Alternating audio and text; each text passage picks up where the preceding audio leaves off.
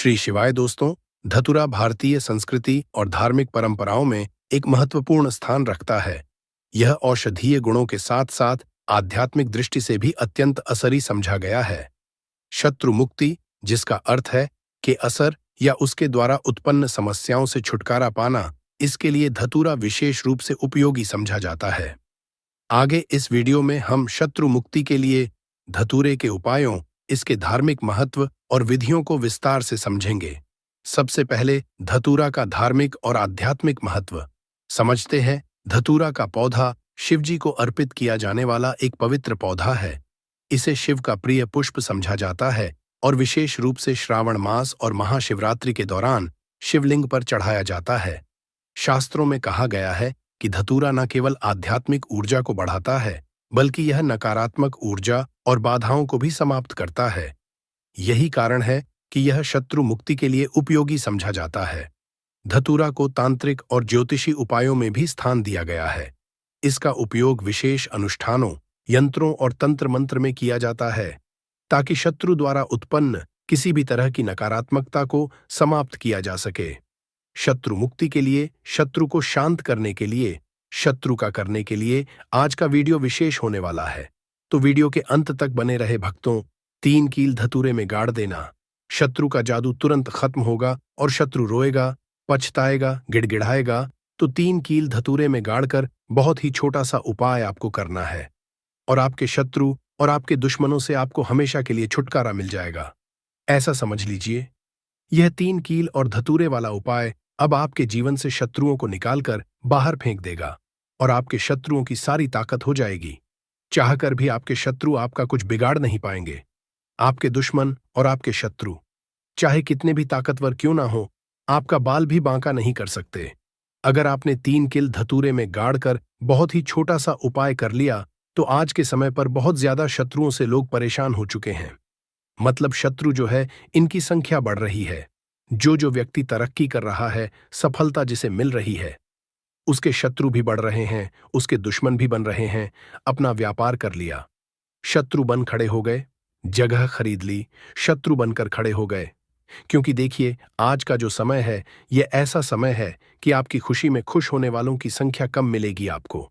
लेकिन आपकी खुशी में लोग अंदर ही अंदर, बहुत सारे लोग ऐसे होते हैं जो ईर्ष्या की भावना रखते हैं और फिर वही आपके शत्रु बन जाते हैं। अच्छा, कुंडली में 6ठा भाव जब कमजोर हो जाता है, तब आपके सामने से शत्रु बनते हैं।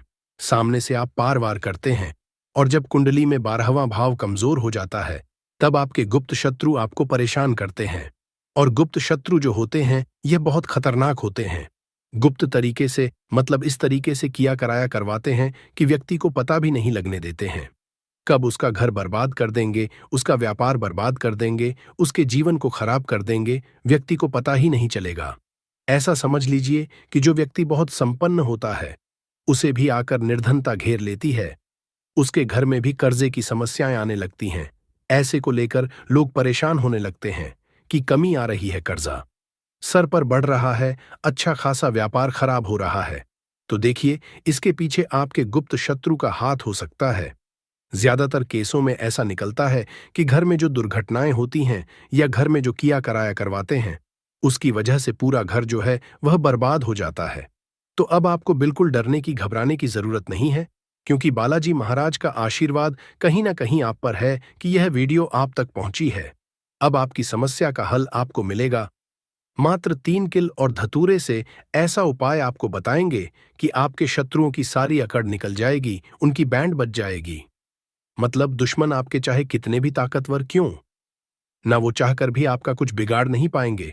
कोशिश कितनी भी कर लें वो कि आपको नुकसान करना है, आपका व्यापार खराब करना है, या कुछ भी आपके साथ गलत करना है, कितना भी सोच लें और कितना भी किया कराया करवा लें, आप ये उपाय करेंगे तो उनका किया कराया उन्हीं के पास वापस चला जाएगा। आपका कभी कुछ नहीं बिगड़ेगा, चाहे वो कितना ही बड़ा किया कराया करवाए। क्योंकि जो हम उपाय लेकर आए हैं ना, कील का कील कैसी होती है? कील चुभन वाली होती है, नुकीली होती है। तो जिस तरह से उसने आपके जीवन को, आपके शत्रु ने आपके जीवन को खराब किया है, या गुप्त शत्रुओं ने खराब किया है, या अधिक शत्रुओं ने खराब किया है, अब उनकी बारी है परेशान होने की। उनकी सारी शक्ति खत्म हो जाएगी, किसी से शत्रुता नहीं कर पाएंगे। ऐसा उपाय आज की वीडियो में लेकर आए हैं, तो वीडियो में आगे बढ़े उपाय की बात करें उससे पहले जो लोग बालाजी महाराज सच्चे भक्त हैं वह सबसे पहले तो वीडियो को लाइक करके चैनल को सब्सक्राइब कर लें, क्योंकि उन्हीं की कृपा से यह वीडियो आप तक पहुंची है। दूसरी चीज की कमेंट सेक्शन में जयकारा जरूर लगा दें, पूरी सच्ची श्रद्धा से जय बालाजी महाराज लिख दें, जिससे बालाजी महाराज जल्दी से जल्दी आपकी मनोकामना को पूरा कर दें और आपके सारे कष्टों को हर लें। तो चलिए अब बात कर लेते हैं उपाय की। तो उपाय किस दिन करना है, किस समय करना है और किस तरह से 3 कील धतूरे में क्या कहकर क्या बोलकर आप कील गाड़ना है। सबसे पहले आपको बता दे, स्त्री हो या पुरुष कोई भी इस उपाय को कर सकता है। किस दिन करना है, किसी भी दिन आप इस उपाय को कर सकते हैं। ठीक है, अब देखिए उपाय को करने के लिए आपको सबसे पहले 3 कील लेनी है। कील कितनी बड़ी लेंगे, इतनी बड़ी लेंगे कि जो धतूरा है उसके आर पार कील हो जाए। थोड़ी लंबी सी कील आपको लेनी है, बहुत छोटी कील नहीं लेनी है। ठीक है, तो कितनी कील लेनी है? 3 कील आपको लेनी है। पुरानी कील इसमें नहीं लेनी है, नई कील लेनी है। ठीक है, आपके पास घर में रखी हुई है नई कील है, जिन्हें आपने उपाय में नहीं लिया है, कभी इस्तेमाल नहीं किया है, वो कील भी आप ले सकते हैं। और अगर आपके घर पर नहीं है तो आप बाजार से लेकर आएं। लेकिन शनिवार के दिन लोहा नहीं खरीदा जाता है, बस शनिवार के दिन इसे नहीं खरीदना है। तो 3 कील आप लेकर आए, साथ ही साथ आपको लेना है एक धतूरा। एकदम बढ़िया सा धतूरा होना चाहिए, ऐसा ना हो कि कटा फटा हो। ठीक है, एकदम बढ़िया सा धतूरा और 3 कील आपको लेनी है। एक लेना आपको छोटा सा काले रंग का कपड़ा। कितना बड़ा कपड़ा लेंगे जिसमें ये धतूरा और कील दोनों चीजें आ जाएं। इतना बड़ा काले रंग का आपको कपड़ा लेना है। कपड़ा गोल भी ले सकते हैं, चौकोर भी ले सकते हैं, कैसे भी कपड़ा ले लीजिए, बस धतूरा उसके अंदर अच्छे से आ जाए, इतना बड़ा कपड़ा आपको लेना है।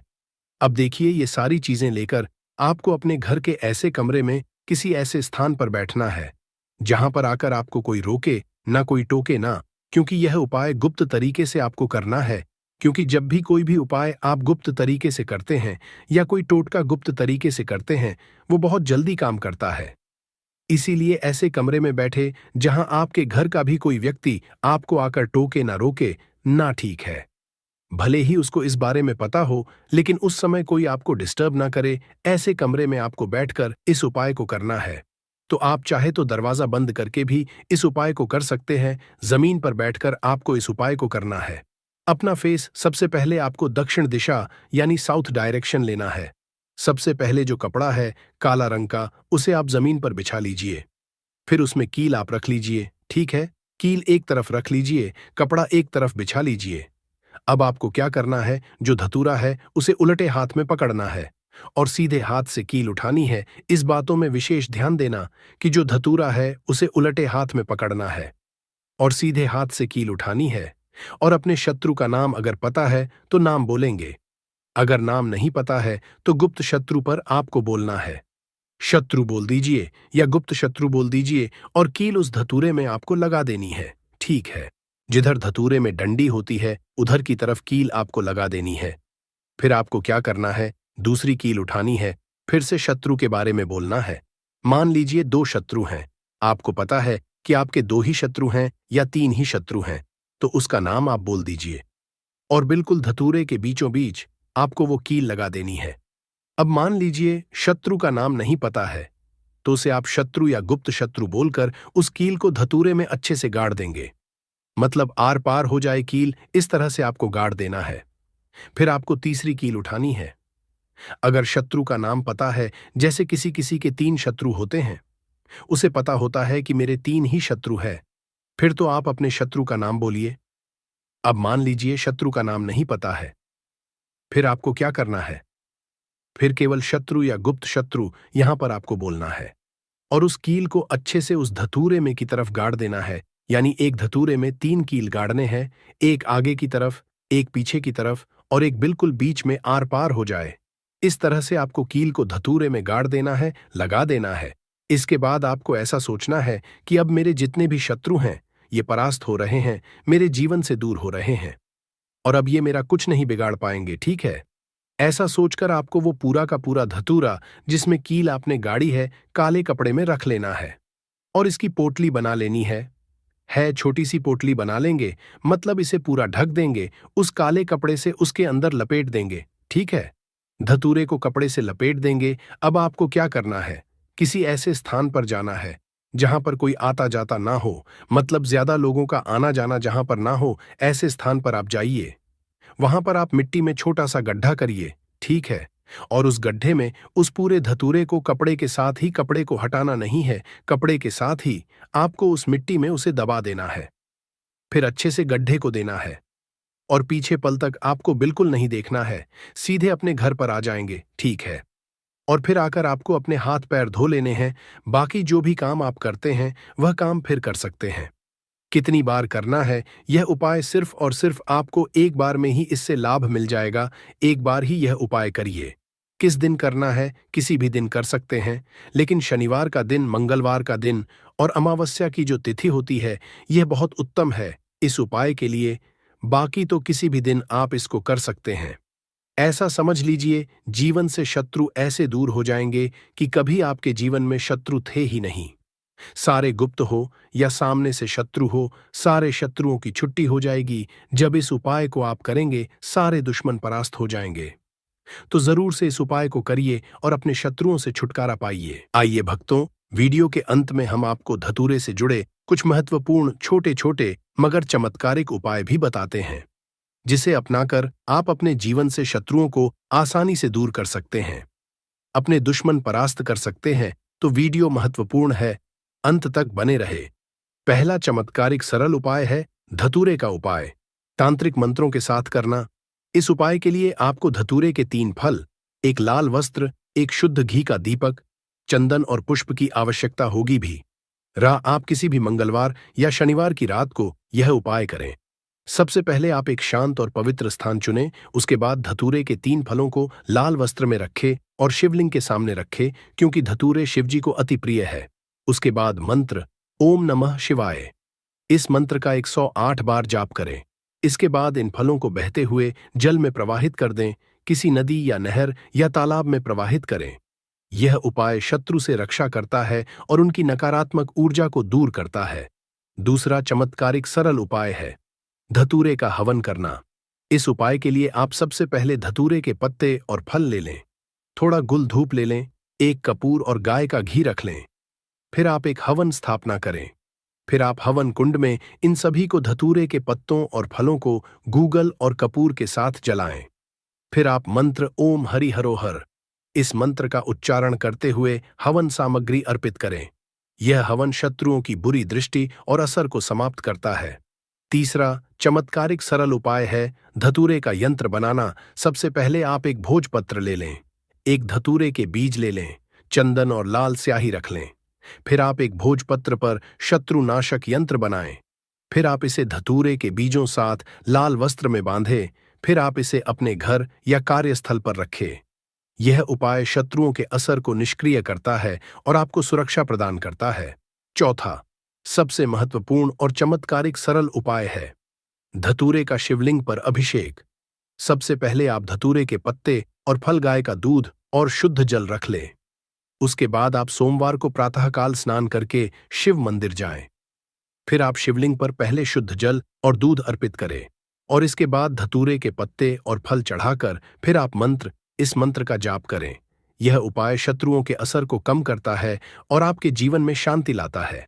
पांचवा चमत्कार एक सरल उपाय है धतूरे का ताबीज। सबसे पहले आप कुछ धतूरे के बीज और लाल धागा अपने पास रख लें।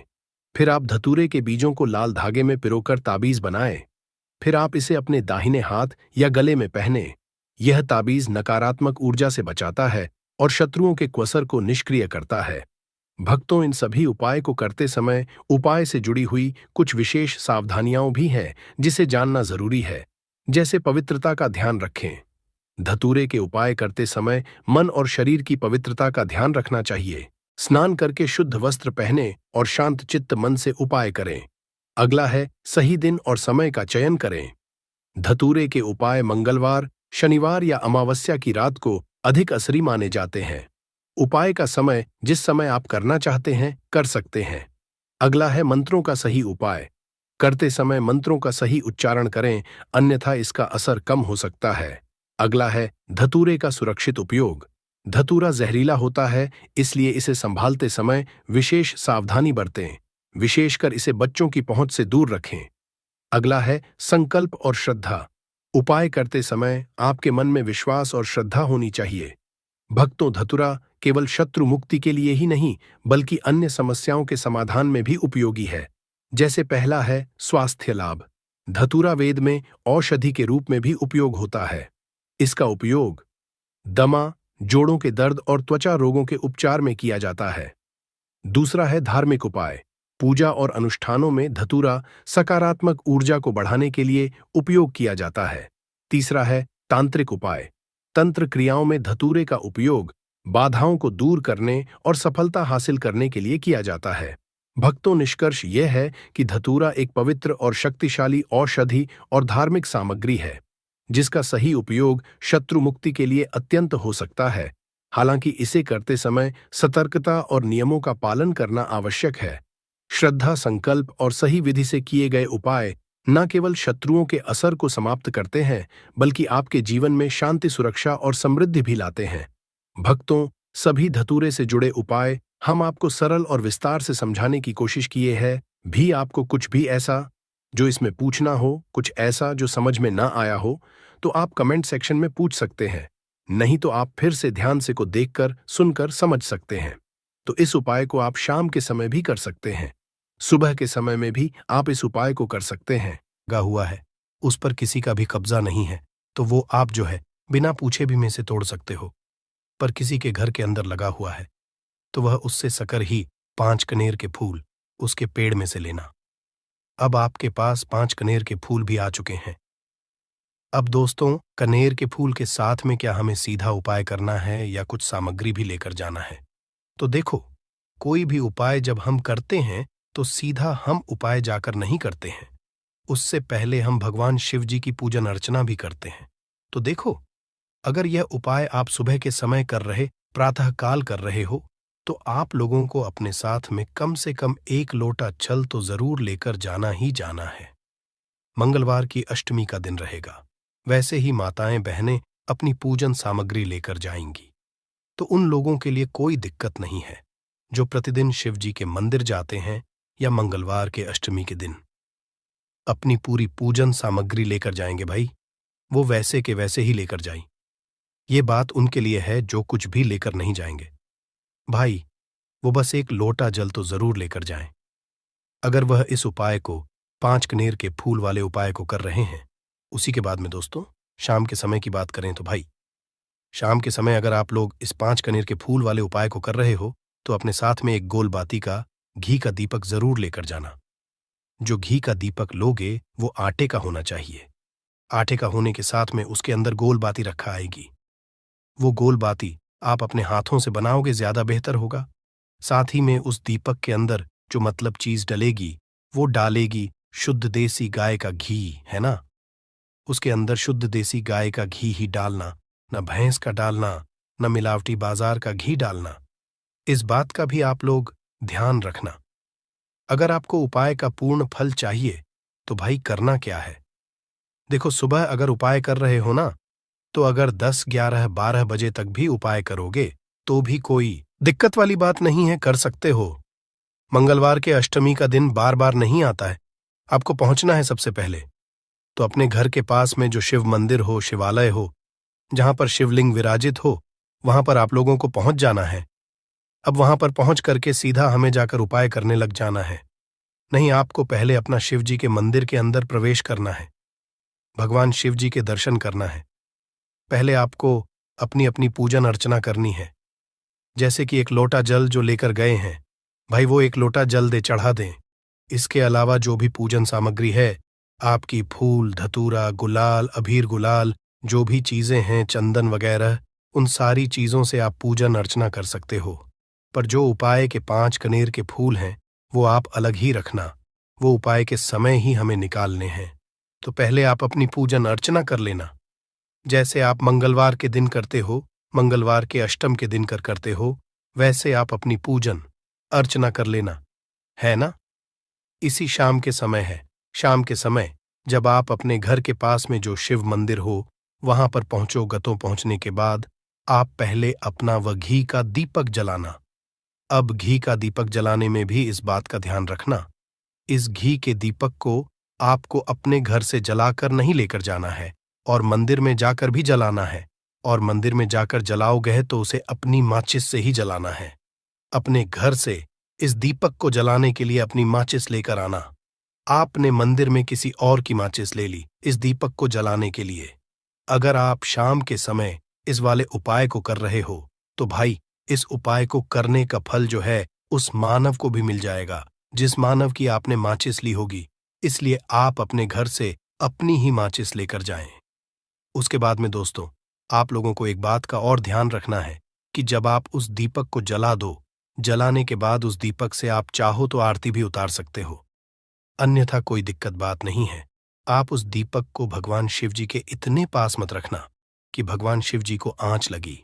थोड़ी दूरी बनाकर ही जो है आप उस दीपक को जो है भगवान शिव जी के शिवलिंग के पास में रखना, क्योंकि अभी हम जो है भगवान शिव जी को प्रसन्न करने वाले हैं। तो इसलिए जो है भगवान शिव जी को आंच न लगे, इतनी दूरी बनाकर आप उस दीपक को रख दीजिएगा। जैसे ही आपकी पूजन अर्चना हो जाती है, आप जल चढ़ा देते हैं। सुबह के समय गए तो जल चढ़ा देते हैं, पूजन अर्चना हो जाती है। फिर उसके बाद में भगवान शिव जी की शिवलिंग के पास में कहीं पर भी बैठ जाइए, सामने बैठ जाइए या आसपास बैठ जाइए। उसी तरीके से शाम के समय है दीपक जैसे ही लग जाए तो भाई आप अपना उपाय को यहाँ पर कर सकते हैं। और उपाय को करने से पहले आप अपने वह 5 कनेर के फूल निकाल लीजिए, क्योंकि अब हम यहाँ पर उपाय को करने वाले हैं। उपाय को करने के लिए आप शिवलिंग के सामने भी बैठ सकते हैं, आसपास भी बैठ सकते हैं, कोई दिक्कत वाली बात नहीं है। अब हमारे पास 5 कनेर के फूल हैं, तो सीधी सी बात है कि इन 5 कनेर के फूलों को हमें 5 अलग अलग जगहों पर यहाँ पर चढ़ाने हैं। अब वो 5 अलग अलग जगह कौन सी हैं वो हम आपको बताते हैं। देखिए, 5 अपने कनेर के फूल आप अपने सामने निकाल कर रख लीजिए। अब 5 कनेर के फूल में से सबसे पहला वाला कनेर का फूल आप लोग उठाइए, और पहले वाले कनेर के फूल आपको कहां पर चढ़ाना है वो आपको चढ़ाना है भगवान शिव जी शिवलिंग के ऊपर। जो गणेश जी वाला स्थान होता है वहां पर अब भगवान शिव जी के शिवलिंग के ऊपर गणेश जी वाला स्थान कहां पर होता है? भगवान शिव जी की शिवलिंग होती है, शिवलिंग की जलाधारी होती है। जलाधारी का जो राइट हैंड साइड होगा, मतलब शिवलिंग की तरफ से खड़े होकर देखना कि भगवान शिव जी का सीधा हाथ कौन सा है, राइट हैंड साइड कौन सा है। उस राइट हैंड साइड पर आपको ये पहले नंबर का कनेर का फूल समर्पित करना है, और जो फूल का खिला हुआ होगा ना, वो शिवलिंग की तरफ करके ही आप लोग जो है इस पहले नंबर के फूल को भगवान गणेश जी वाले स्थान पर समर्पित करना, जलाधारी के राइट हैंड साइड पर। अब दोस्तों निकाल लेना अपना दूसरे नंबर का कनेर का फूल है ना। अब दूसरे नंबर के कनेर के फूल को आपको कहां पर समर्पित करना है, या आपको समर्पित करना है भगवान कार्तिक जी वाले स्थान पर। अब गणेश जी वाला स्थान राइट हैंड साइड पर होता है, तो कार्तिकेय वाला स्थान लेफ्ट हैंड साइड पे होता है, जलाधारी के ऊपर है ना। तो जलाधारी के ऊपर जो लेफ्ट हैंड साइड का जो हिस्सा है वहां पर कार्तिकी जी के स्थान है। तो इस दूसरे नंबर के फूल को आप वहां पर समर्पित कर देना और भगवान से प्रार्थना कर लेना, और फूल का खिला हुआ भाग शिवलिंग की तरफ ही होना चाहिए। अब बात आती है तीसरे कनेर के फूल की, तो तीसरे कनेर के फूल को भी आपको लेना है, और इस तीसरे फूल को आपको माता अशोक चंद्र जी वाले स्थान पर समर्पित करना है। अब ये माता अशोका चंद्र जी का स्थान कहाँ पर होता है दोस्तों? ये जो स्थान होता है ये जलाधारी के बिल्कुल बीचों बीच में होता है। आपने पहला फूल भगवान गणेश जी वाले स्थान पर चढ़ाया, दूसरा फूल कार्तिकी जी वाले स्थान पर चढ़ाया। अब ये तीसरा फूल जो है इन दोनों फूलों के बीचों बीच चढ़ेगा, मतलब जहां पर माता अशोक सुंदर जी का स्थान होता है, खिला हुआ भाग शिवा की तरफ करके ही जो है इस तीसरे नंबर के फूल को आप समर्पित कर देना माता अस्कचंदी वाले स्थान पर। अब बात आती है चौथे नंबर के फूल की। तो दोस्तों, जो चौथे नंबर का फूल होगा ये आप लोगों को कहां पर समर्पित करना है? ये आप लोगों को समर्पित करना है भगवान शिवाजी की शिवलिंग के ऊपर जो एक पात्र टंगा हुआ होता है, जिससे बूंद बूंद करके जल टपकता है, जिसके अंदर शिव जी की 5 बेटियों का स्थान होता है, जयाविश, हरा, शमली और देव। उस पात्र के अंदर जो है आप लोगों को क्या करना है, ये चौथे नंबर के फूल को समर्पित करना है।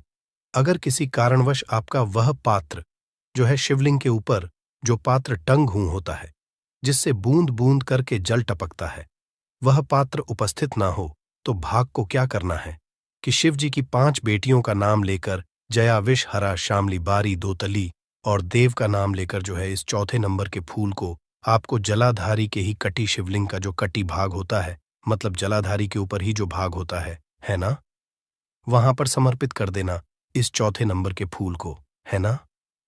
उसके बाद में दोस्तों बात करते हैं आखिरी नंबर के 5वें नंबर के फूल को, जो कि आखिरी फूल है हमारा। इस 5वें नंबर के फूल को आपको क्या करना है, अगर आपके मतलब जिस मंदिर में आप गए हो वहां पर अगर त्रिशूल लगा हुआ है, तो भाई त्रिशूल का एक मध्य भाग होगा जहां से वो त्रिशूल के तीनों भाग निकले हुए होंगे, है ना। तो आपको वो त्रिशूल का एक मध्य भाग देख लेना है। उस मध्य भाग पर आपको इस 5वें नंबर के कानर के फूल को छुआ है, स्पर्श कराना है। और स्पर्श कराने के बाद इस 5वें नंबर के फूल को आपको क्या करना है, भगवान शिवाजी की शिवलिंग के ऊपर समर्पित कर देना है। अब दोस्तों अगर वह मतलब जो है त्रिशूल ना भी हो आपके मंदिर में उपस्थित, तो आप सीधा सीधा ये जो 5वें का कनेर का फूल है या भगवान शिव जी की शिवलिंग के ऊपर समर्पित कर देना। बस ध्यान इस बात का रखना कि जो खिला हुआ भाग है फूल का, वो सामने की तरफ होना चाहिए, जलाधारी की तरफ होना चाहिए, और डंडी का जो भाग है वो शिवलिंग के पीछे की तरफ होना चाहिए। फूल की है ना, तो इस बात का आप लोगों को ध्यान रखना है। जैसे ही आप लोगों को ये 5 फूल समर्पित कर दे देते हैं, वहीं पर भगवान शिव जी के शिवलिंग के पास में बैठकर जो है हाथ विनती कर कर अपनी वह मनोकामना बोलना, जिस मनोकामना के लिए आप लोग ये वाला उपाय कर रहे हो। अपनी वह दुख और समस्या बोलना जिसके लिए आप लोग अपना ये वाला उपाय कर रहे हो। अपनी किसी भी एक मनोकामना के लिए ये वाला उपाय करना, 2-3 मनोकामना एक साथ मत बोलना। कोई भी एक मनोकामना बोल देना अपने 5वें नंबर के फूल को चढ़ाने के बाद, और चढ़ा दो तो भाई 2 मिनट भगवान शिवाजी के नाम का जाप कर लेना। उसके साथ में दोस्तों आपका ये यहां पर पूर्ण हो जाता है और आप अब भगवान शिव जी के दर्शन करके उनको धोख देकर अपने घर पर वापस जा सकते हो। इसी के साथ में दोस्तों इस उपाय को करने से आपको बहुत बहुत ही बड़ा, दोस्तों नींबू के उपाय आज से नहीं बल्कि हजारों साल से पहले से इस्तेमाल किए जा रहे हैं। जो उपाय आज हम आपको बताने जा रहे हैं, नींबू का इस्तेमाल करके उससे आप अपनी हर समस्या का समाधान पा सकते हैं। अगर आप ज्योतिष शास्त्र, वास्तु शास्त्र की किताबों में जाते हैं और अध्ययन करते हैं, तो नींबू के ऊपर पूरे 11 अध्याय आपको जाएंगे, जिसका मतलब यह है कि नौकरी पाने के लिए नींबू का इस्तेमाल कैसे आप कर सकते हैं, अपने व्यापार को दौड़ाने के लिए कैसे नींबू का इस्तेमाल करना चाहिए, एवं अगर आपका शत्रु आपका विनाश करना चाहता है तो नींबू के उपाय से कैसे आप उल्टा अपने शत्रु का विनाश कर सकते हैं। आपके घर पे नकारात्मक शक्तियां हैं, बुरी शक्तियों का वास है, इन सब को भगाने के लिए नींबू कैसे रामबाण दबा समझा जाता है, इन सब के बारे में आपको वास्तुशास्त्र और ज्योतिष शास्त्र की किताबों में मिल जाएगा। दोस्तों अगर आपका भाग्य सौ चुका है, आपके घर पर ऐसी शक्तियां आ गई हैं जिसकी वजह से आपके घर में लड़ाई होती रहती है, पति पत्नी में बनती है, तो दोस्तों आज के जो उपाय हम आपको बताने जा रहे हैं वो आपकी सारी समस्याओं का समाधान कर देंगे। स्वास्थ्य की दृष्टि से नींबू बहुत ज्यादा लाभदायक होता है। साइंस की भाषा में अगर कहे तो नींबू में विटामिन सी बहुत ज्यादा होता है।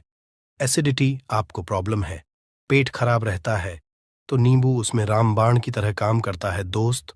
और नींबू के अंदर इतनी ताकत होती है कि वो एक से एक बड़ी समस्याओं को छुटकी में खत्म कर सकता है, कई बाधाओं को एकदम हमेशा के लिए पास से हटा सकता है। इसलिए अगर आप भी चाहते हैं कि आपके ऊपर माता लक्ष्मी का आशीर्वाद हो, भगवान भोलेनाथ आपको आशीर्वाद दे, तो ये वीडियो बिना भगाए अंत तक देखिएगा, क्योंकि इस वीडियो में आज आपको पता चलेगा कैसे नींबू के 10 उपाय करके आप अपने जीवन की हर परेशानी को खत्म कर सकते हैं। आपको हम एक एक उपाय के बारे में अब बताने जा रहे हैं, इसलिए बहुत गंभीरता से वीडियो को देखिएगा। देखिए दोस्तों, कई लोग ऐसे होते हैं कि वीडियो देखते हैं। यकीन मानिए, अगर आपने एक पॉइंट भी मिस कर दिया तो आप अपना ही नुकसान करेंगे, क्योंकि अधूरा ज्ञान हमेशा खतरनाक साबित ही हुआ है। इसलिए वीडियो को अंत तक जरूर देखिएगा दोस्तों। सबसे पहले तो आप लोग कमेंट बॉक्स में आकर हर हर महादेव लिख दें, क्योंकि अगर भगवान भोलेनाथ ने किसी को आशीर्वाद दे दिया तो उसका काल भी कुछ नहीं बिगाड़ सकता। और वीडियो लाइक करके तुरंत चैनल को सब्सक्राइब कर दे दोस्तों। हर हर महादेव कमेंट बॉक्स में लिखना मत भूलिएगा। तो सबसे पहले, आखिर कौन से वो 10 उपाय हैं जिसके लिए हमने ये बनाया है, तो बहुत ही ध्यान से सुनिएगा। तो पहला उपाय है बुरी नजर से बचने के लिए। अच्छा, आप लोगों ने अक्सर देखा होगा, ट्रक जब चलता है, गाड़ियां जब चलती है, या छोटी दुकानें होती हैं या फिर बड़ी दुकानें होती हैं, उसमें नींबू और मिर्च टंगा हुआ होता है। इसका मुख्य कारण क्या है, आज हम आपको बता देते हैं। देखिए, कहा जाता है कि जब भी लू चलती है और आप अपनी जेब में प्याज रख लेते हैं, तब आपको लू नहीं लगती है, या जहां पर गर्मी ज्यादा होती है वहां पर रखते हैं। तो प्याज जो होता है वो गर्मी को सुख है। अगर आपका व्यापार अच्छा चल रहा है और कोई व्यक्ति आपकी दुकान पर नजर लगा देता है, आपके बिजनेस पर नजर लगा देता है, तो यकीन मानिए, एक कहावत कही गई है कि नजर से तो हरा पेड़ भी सूख जाता है। इसी तरीके से जो चलता हुआ व्यापार होता है वो तक बंद हो जाता है। अगर किसी व्यक्ति ने आपके ऊपर नजर लगा दी है, तो इसीलिए लोग क्या करते हैं कि अपनी दुकान में नींबू और मिर्ची रखते हैं। इसका जो मुख्य कारण है बताया गया है कि नींबू का खट्टा और मिर्ची का तीखापन जो होता है वो बुरी नजर वाले व्यक्ति की को भंग कर देता है, जिससे वह अधिक समय तक खुद को असरदार नहीं पाता है। यह हिंदू पुराणों में साफ साफ लिखा हुआ है, जिसका मतलब यह है कि अगर आपका व्यापार चल रहा है और आप किसी का भी बुरा नहीं चाहते हैं, और कोई व्यक्ति आपका बुरा चाहते हुए आपके ऊपर लगातार नजर लगवा रहा है, आपके ऊपर तंत्र विद्या करवा रहा है, बुरी आत्मा पीछे लगवा रहा है, और अगर आपने पहले से ही नींबू टांग रखा है, तो यह सारा प्रभाव उल्टा उसके ऊपर पड़ जाएगा और वह बर्बाद हो जाएगा। इसलिए अगर आप कोई भी करते हैं तो नींबू और मिर्ची को टांग करके रखिएगा दोस्त। दूसरा, इसका जो उपाय होता है वो वास्तु दोष को मिटाने के लिए होता है। वास्तु ज्ञान में अगर आप अध्ययन करते हैं तो उसमें एक चैप्टर है पूरे नींबू के ऊपर लिखा हुआ है, मतलब एक अध्याय पूरा चैप्टर लिखा हुआ है। वास्तु ज्ञान की अगर आप किताब लेकर है, उसमें अध्याय नंबर 21 पे जाइए। वहां पर नींबू के बारे में साफ साफ लिखा हुआ है। जिस घर में भी नींबू का पेड़ होता है वहां पर नकारात्मक ऊर्जा कभी भी अपना सक्रियपन नहीं कर है। नींबू के आसपास का वातावरण शुद्ध रहता है। नींबू घर के वातावरण को एकदम सकारात्मक शक्तियों से भर देता है दोस्त। तो किसी व्यक्ति के घर पर अगर नकारात्मक शक्तियों का वास हो चुका है तो यकीन मानिए उसके घर कभी भी बरकत नहीं हो सकती है। उसके घर के लोग आपस में लड़ाई करते रहेंगे, धन के सारे मार्ग बंद हो जाएंगे, घर के खर्चे बढ़ जाएंगे, कर्ज के माया जाल में वो फंसता चला जाएगा। परंतु अगर आपके घर पर नींबू का पेड़ है तो आपके घर में सिर्फ सकारात्मक शक्तियां आएंगी। आपके घर का वातावरण बहुत अच्छा बना रहेगा। घर के आपसी लोगों में हमेशा बनती रहेगी। सरल भाषा में बता दोस्तों, आप लोगों ने देखा होगा कई ऐसे घर होते हैं जिसमें आपस में लड़ाई होती रहती है। घर में कभी भी बरकत नहीं होती, और जिस घर की बरकत नहीं होती है वो घर कभी भी आगे नहीं बढ़ पाता है। इसके लिए सबसे बड़ा जो समझा गया है वास्तु दोष को मिटाने के लिए, वो समझा गया है नींबू के पेड़ को। मतलब अगर आपके घर में नींबू का पेड़ हो, चाहे गमले में लगा लीजिए, चाहे अपनी जमीन में लगा लीजिए, आपके घर में कभी भी नकारात्मक शक्तियों का वास नहीं होगा।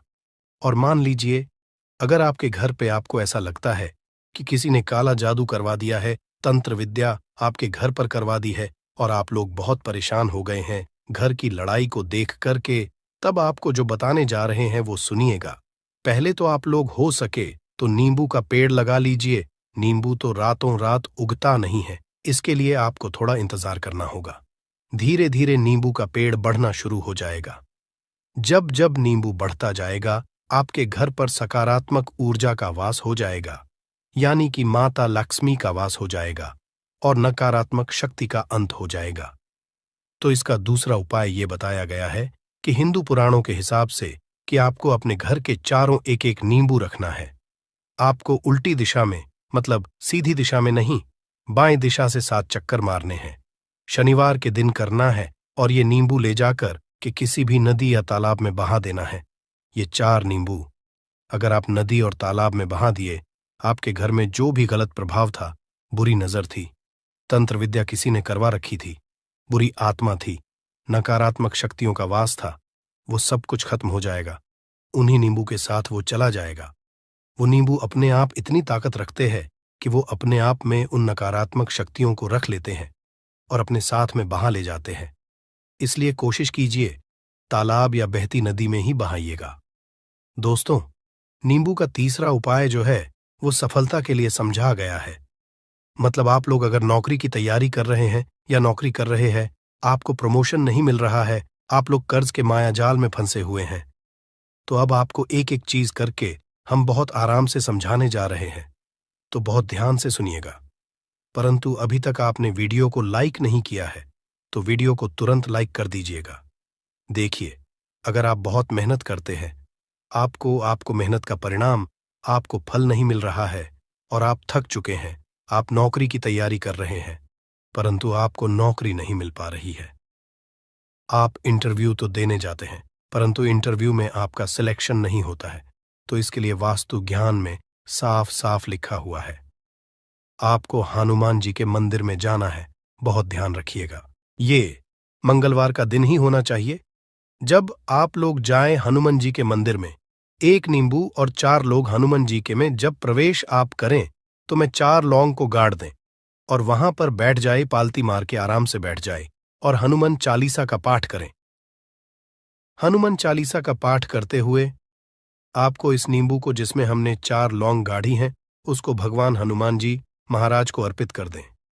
अगर आप इतना कर देते हैं तो यकीन मानिए, जो आपके ऊपर बाधाएं आई हुई थी, अगर आपका मंगल अच्छा नहीं चल रहा था, वो अच्छा हो जाएगा। नवग्रह जो आपके साथ नहीं दे रहे थे तो वो आपका साथ देना चालू कर देंगे। दुर्भाग्य जो आपके पीछे पड़ा हुआ था वो में बदल जाएगा। परंतु हनुमान चालीसा मन में पढ़िएगा, बोलकर मत पढ़िएगा। अगर आप लोग हनुमान जी महाराज के सामने जाकर इतना उपाय कर देते हैं तो यकीन मानिए, आपके जीवन में अगर आप कंपटीशन की तैयारी कर रहे हैं तो आपको नौकरी मिल सकती है। नौकरी कर रहे हो तो प्रमोशन मिल सकता है और हर तरीके की सफलता मिल सकती है, जिसके लिए आप लोग तरस रहे थे। दोस्त बात करते हैं चौथे उपाय की। अगर आपके घर में कोई छोटा बच्चा है या बड़ा बुजुर्ग है, या आप मान लीजिए और आपको नजर लग है, तो आपको क्या करना चाहिए? इसमें नींबू का बहुत ही उपयोग समझा गया है। अगर आपके घर पे कोई छोटा बच्चा है, आप हैं, या आपके घर में कोई बड़ा बुजुर्ग है और ऐसा लगता है आपको कि किसी ने नजर लगा दी है जिससे आपकी तबीयत खराब रहती है, ऐसे में 1 नींबू लीजिए और सर के ऊपर से 7 बार घुमाइए। सिर्फ 1 नींबू लेना है और ऐसे चाकू का इस्तेमाल कीजिए जिसका कभी उपाय ना हुआ हो। उस चाकू से उस नींबू को 2 भागों में काट दीजिए और इसको ले जाकर के घर के बाहर, घर से कहीं भी दूर में जमीन में गाड़ दीजिए। सिर्फ इतना कर दीजिए, जो भी आपके ऊपर नजर लगी हुई होगी वो नींबू अपने साथ उतार ले जाएगा और आपके ऊपर से वो नजर उतर जाएगी। 205वां वास्तुशास्त्र के अध्याय नंबर 31 में साफ साफ लिखा हुआ है, व्यापार के लाभ जिसमें इस्तेमाल होगा नींबू। ये एक अध्याय है जिसको अगर आप लोग पढ़ते हैं तो इसमें आप लोग ये पाते हैं नींबू का अगर आप लोग सही तरीके से उपाय करते हैं तो आपको अपने व्यापार में वृद्धि देखने को मिलेगी। देखिए अब आपको क्या है। पहले तो ये लीजिए, कई लोग व्यापार जो करते हैं उनका व्यापार जब चल रहा होता है तो कई लोग नजर लगा देते हैं, जिसकी वजह से उनका व्यापार एकदम रुक जाता है और वो थक जाते हैं कि यार अब क्या करें, अब तो हम फंस गए। तो दोस्तों, इसका बहुत सरल सा उपाय है। 1 नींबू को लीजिए, पोटली से बांध लेने के बाद और सूर्यास्त के बाद इस पोटली को अपनी अलमारी में, तिजोरी में रख दीजिए। वो भी 4 टुकड़ों में अपनी दुकान के 4 भाग में उस नींबू को रख दीजिए। आप सुबह के वक्त ये कीजिए, क्योंकि माता लक्ष्मी जी के आशीर्वाद से 4 भागों के जीवन में धन चुंबक की तरह हुआ चला आएगा। सुबह के वक्त 10 बजे 11 बजे भी कर सकते हैं, आपने कल्पना नहीं शाम को 7 बजे के बाद आपको ये वैशाख महीने के पहले अलग अलग 4 लाल कपड़ों में बांधना है और ले जाकर कि किसी भी नदी में बहा देना हासिल होगी। आप मान लीजिए इससे ये होगा कि आपकी दुकान पर किसी ने नजर लगा दी थी, आप लोग तंग आ गए थे कि आपकी दुकान चल नहीं रही थी, और अगर आप इतना उपाय कर लेते हैं नींबू के साथ तो यकीन मानिए वो जो नजर लगी हुई थी, वो जो नकारात्मक शक्तियां आपके पीछे पड़ गई थीं, वो कोसों दूर हो जाएंगी। इतना उपाय करने के बाद आपकी दुकान से हट जाती है और आपका व्यापार घोड़े की तरह दौड़ने लग जाता है। ये वास्तु ज्ञान में भी लिखा हुआ है, वास्तुशास्त्र की किताबों में भी साफ साफ लिखा हुआ है। दोस्त, अब आपको छठे नंबर की बात बताने जा रहे हैं, मतलब भाग्य को चमकाने का उपाय। मान लीजिए आपका भाग्य आपका साथ नहीं दे रहा है, आप लोग थक चुके हैं। भाग्य का साथ ना मिलने की वजह से आप लोग बहुत मेहनत करते हैं, परंतु आप लोग थक चुके हैं। मेहनत करके आपको परिणाम ठीक से नहीं मिल पा रहा है। तो यकीन मान लीजिए दोस्तों, किसी न किसी ने आपके ऊपर टोटका करवा रखा है।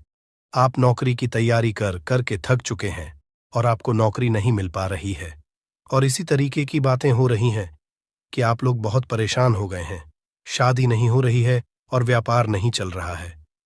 तो इसके लिए बहुत आसान आपको जो हम उपाय या तरीका बताने जा रहे हैं वो ध्यान से सुनिएगा।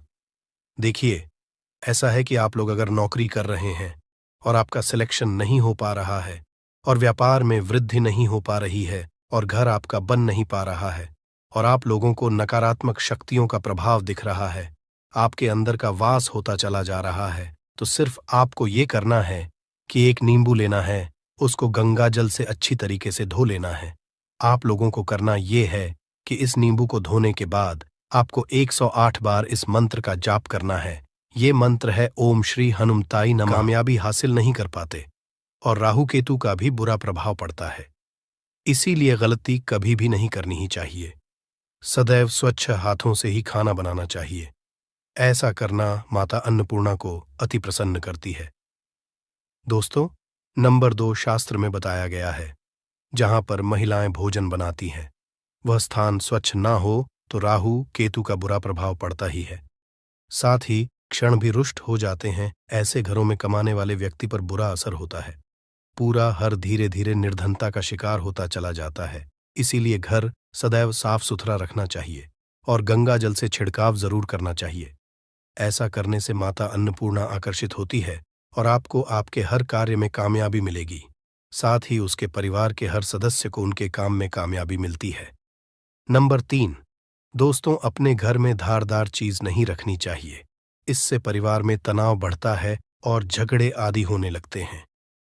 ऐसे में रसोई घर में 1 या 2 से ज्यादा चाकू छुरी नहीं रखने चाहिए, ऐसे जिसका आप उपाय नहीं करते हैं, परंतु आपने अब तक रसोई घर में उसे रखा हुआ है, तो ऐसे ही बेकार परिधारदार वस्तुओं को तुरंत ही बाहर कर देना, क्योंकि ऐसी चीजें घर में रखने से नकारात्मकता आकर्षित होती है।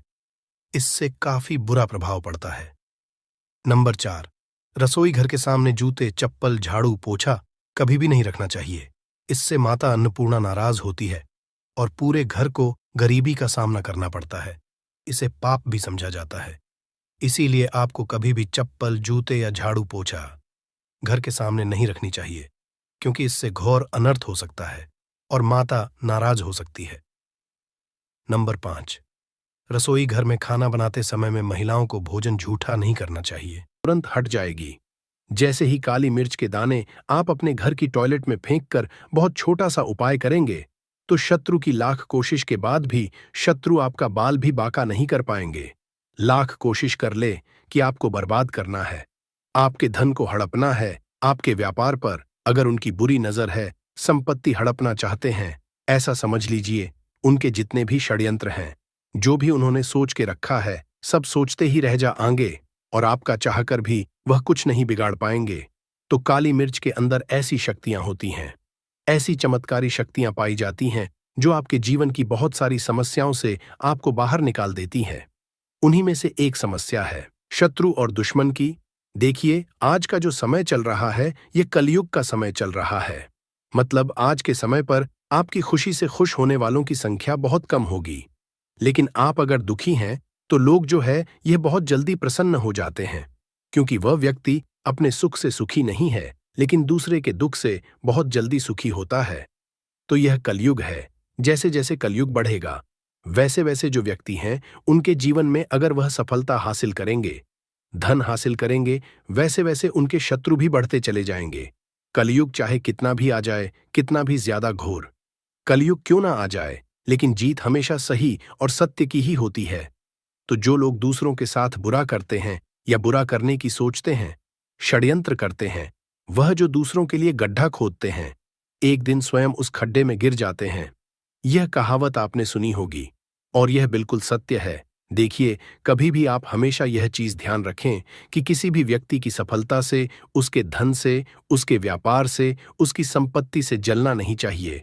अब जो व्यक्ति अच्छे होते हैं, सरल स्वभाव के होते हैं, वह कभी किसी के साथ ना बुरा करते हैं, ना बुरा करने की सोचते हैं। लेकिन कुछ ऐसे सदस्य होते हैं, कुछ ऐसे व्यक्ति होते हैं जो दूसरों की सफलता से, उनके धन से, उनके व्यापार से इतना चिढ़ने लगते हैं कि शत्रुता पर उतरते हैं। मतलब हर वह संभव प्रयास करते हैं कि व्यक्ति किसी भी तरह से बर्बाद हो जाए, उसका व्यापार खराब हो जाए, उसके घर में बीमारियां चली जाएं, जिससे कि उसका पैसा जो है वह लगातार बर्बाद होता रहे। आपने बहुत सारे लोगों को देखा होगा जो बहुत अच्छे से काम कर रहे होते हैं, अच्छा बिजनेस चल रहा होता है, लेकिन अचानक से ही उनके घर में ऐसी दुर्घटनाएं हो जाती हैं कि सालों का मतलब पीढ़ी दर पीढ़ी चला आ रहा उनका बिजनेस भी चौपट हो जाता है। जो व्यापार उनका बहुत दिन दुनी रात चौगुनी तरक्की की कर रहा था, उस व्यापार पर ताले लग जाते हैं। ऐसी क्रियाएं कभी कभी शत्रु करवा देते हैं, विशेषकर जो गुप्त शत्रु होते हैं। ऐसे दुश्मन, ऐसे शत्रु जिनके बारे में कुछ भी लोगों को नहीं पता होता है कि उनके साथ ये सब कुछ करवा कौन रहा है, कौन है जो उनके धन को हड़पने की कोशिश कर रहा है या उनके व्यापार को खराब कर रहा है। अब देखिए, शत्रु चाहे तो आपके ऊपर पीठ पीछे वार कर रहा है, मतलब आपको कुछ भी नहीं पता है कि आपके साथ ये सब कुछ कर कौन रहा है, या फिर कोई एक ऐसा व्यक्ति है, या दो ऐसे व्यक्ति हैं, या दो से अधिक ऐसे सदस्य आपके जीवन में हैं। लोग हैं जो आपको बर्बाद कर रहे हैं, आपके व्यापार पर नजर रखी हुई है कि कैसे भी करके इनका व्यापार हड़पे, या कैसे भी करके इनके व्यापार को चौपट करें, या आपके घर पर, संपत्ति पर, उस पर उनकी बुरी नजर है। किसी भी तरह से अगर आपको शत्रु परेशान कर रहे हैं, तो काली मिर्च का उपाय घर बैठे करें और देखें शत्रु कैसे जड़ से समाप्त हो जाएंगे। दूसरी चीज कि शत्रु का किया कराया दूर हो जाता है। जब आप इस उपाय को अपनाते हैं तो समझ लीजिए कि यह एक अत्यंत सरल और प्रभावशाली प्रक्रिया है, जिसे करने में आपको कोई धनराशि खर्च